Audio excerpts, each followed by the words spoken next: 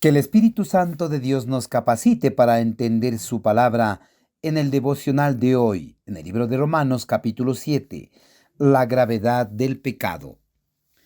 ¿Quién en algún momento de su vida no pronunció la frase fue sin querer queriendo? Expresión que se le atribuye al Chavo del Ocho, personaje de la televisión querido y recordado en todo el mundo. Esta frase indica que se hizo algo sin intención, pero con probabilidad de que habría la intención misma de hacerlo. Dentro del campo de la hermenéutica, esta combinación contradictoria es conocida como oxímoron.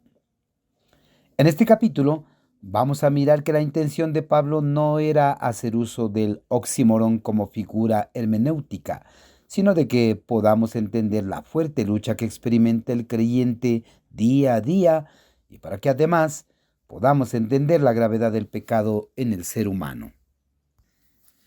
Porque sabemos que la ley es espiritual, mas yo soy carnal, vendido al pecado, porque lo que hago no lo entiendo, pues no hago lo que quiero, sino lo que aborrezco. Eso hago. Y si lo que no quiero, esto hago, apruebo que la ley es buena. De manera que ya no soy yo quien hace aquello, sino el pecado que mora en mí. Y yo sé que en mí, esto es, en mi carne, no mora el bien, porque el querer el bien está en mí, pero no el hacerlo, porque no hago el bien que quiero, sino el mal que no quiero, eso hago. Y si hago lo que no quiero, ya no lo hago yo, sino el pecado que mora en mí.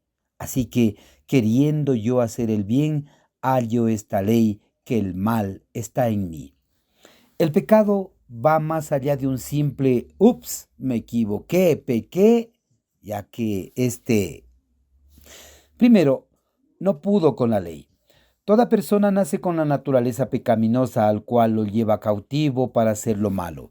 La ley había sido establecida por medio del pueblo judío para que el hombre sea salvo del pecado, pero esta no fue suficiente, y no porque la ley haya sido mala, sino que era necesario que el hombre entienda su condición frente a Dios. El propósito de la ley era ilustrar la santidad de quien la estableció y la condición limitada de quien debía obedecerla. El carácter de la ley es espiritual y el hombre carnal vendido al pecado. El pecado es una realidad y es peligroso. La ley era como letrero en una intersección que dice pare. Son los límites que Dios puso para que usted no se haga daño. Sin embargo, el ser humano rebasa esos límites. Segundo, nos somete a una lucha intensa. Debido a la intensidad del pecado no podemos luchar solos, pues la carne y el pecado son un gigante que nos debilita. Por tanto, no podemos subestimar el poder del pecado. Pablo reconoció que hacía lo que no quería hacer. Lo que aborrecía terminaba siendo parte de su accionar. Pero no trata de justificarse, sino de describir que quien hace aquello era el pecado que moraba en él. Era esa esencia que traía en su ser desde que nació. ¿Cuántas veces hay algo en nuestro interior que nos grita que está mal lo que queremos hacer y finalmente terminamos haciendo aquello? Tercero, es parte de la naturaleza del hombre. El apóstol Pablo, siendo un varón conocedor de la ley y habiendo experimentado la presencia misma del Señor en su encuentro con Jesús en el camino a Damasco, termina expresando como con angustia, miserable de mí. Esta expresión es un reconocimiento de lo vulnerable que era ante el pecado. Quería dar a entender las intenciones ocultas de sus miembros que se rebelaban contra la voluntad de Dios y que lo llevaba cautivo a hacer lo malo. La mente sabía lo que estaba mal, pero sus miembros lo llevaban por otro camino. ¿Te identifica esta experiencia de Pablo en algún momento de tu vida? ¿Qué podemos aprender de este capítulo? Que Dios es santo y la ley santa, justa y buena, que nosotros somos pecadores, que fallamos y que diariamente luchamos con el pecado que me arrastra a hacer lo malo. Por eso es necesario depender más de Dios y agradecer a Cristo, quien vino para poner fin a este mal que nos hacía tanto daño.